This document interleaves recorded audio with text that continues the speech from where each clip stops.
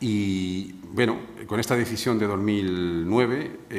hemos condenado, como decimos, bueno, hemos impuesto la multa que les he dicho y les hemos impuesto una serie de remedios a Intel, entre otras cosas porque tenían una política consistente en que los minoristas, y acabo de citar uno, no comprasen tecnología del único competidor que hay en el mercado, que es AMD. Estamos hablando de un duopolio. Por cierto, entre las incoherencias del trabajo de un funcionario comunitario,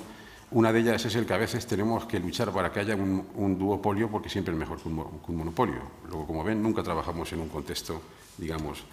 perfecto. Bien, pues pese a que AMD en estos momentos, pues por eso he dicho que estoy hablando bajo mi estricta responsabilidad, no necesariamente la de la Comisión Europea, tiene productos quizá más competitivos, que ahorran energía más que los productos de su competidor y que son más rápidos. Todavía hay algunos minoristas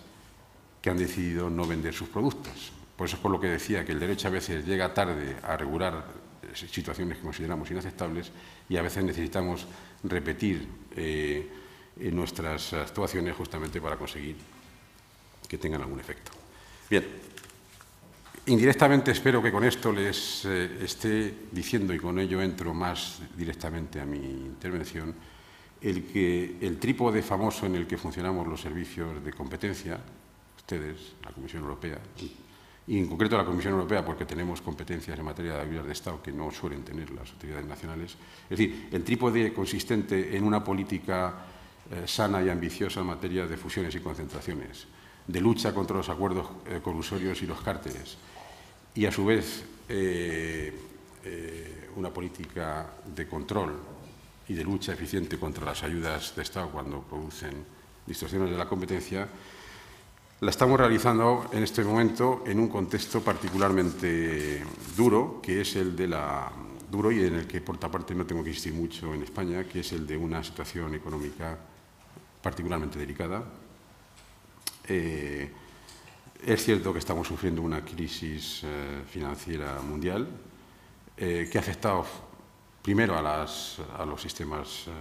y a los sectores bancarios de los Estados miembros, pero también del mundo mundial, por decirlo así.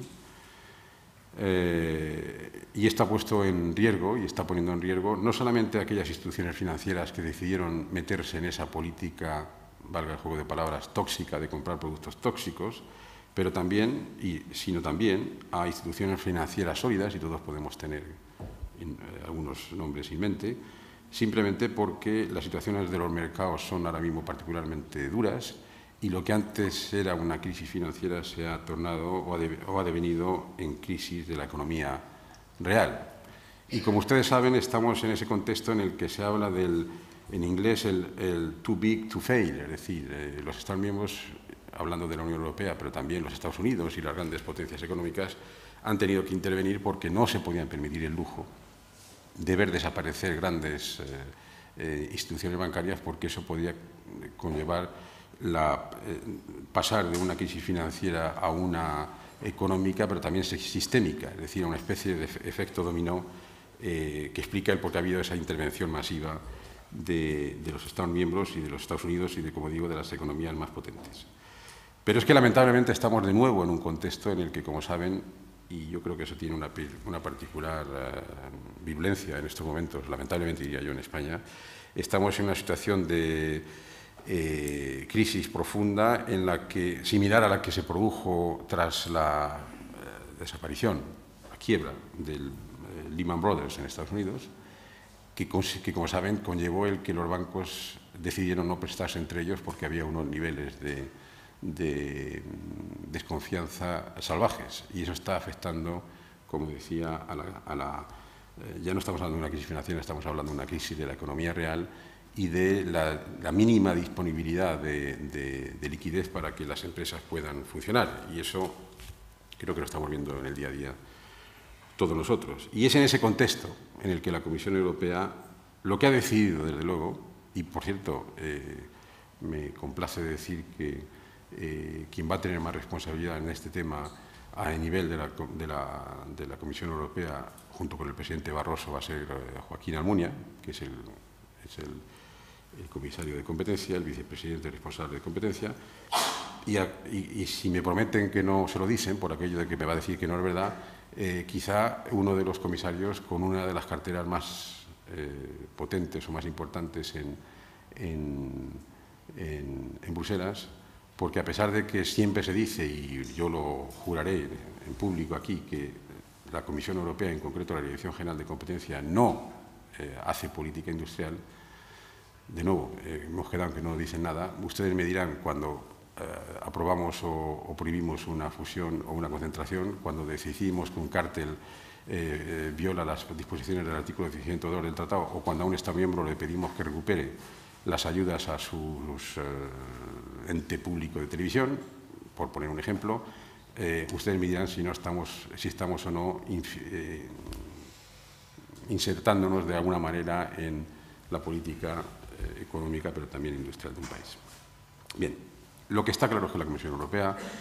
y eso lo ha dicho varias veces el presidente Barroso y recientemente Joaquín Almunia,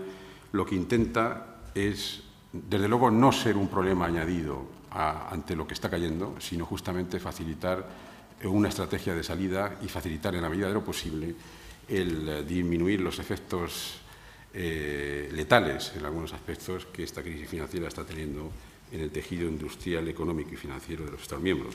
Y desde esa perspectiva tienen ustedes que ver el Plan Europeo de Recuperación Económica que propuso la Comisión en noviembre de 2008 y que se está aplicando desde entonces, que preveía la necesidad de una inyección masiva de poder adquisitivo en la economía con efecto de estimular la demanda y de generar confianza. Y a pesar de que no me corresponde a mí hablar del Tribunal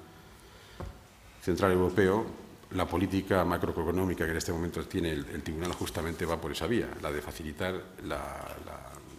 la inyección masiva de liquidez para que la economía de la Unión Europea no sufra más de lo que ya está sufriendo.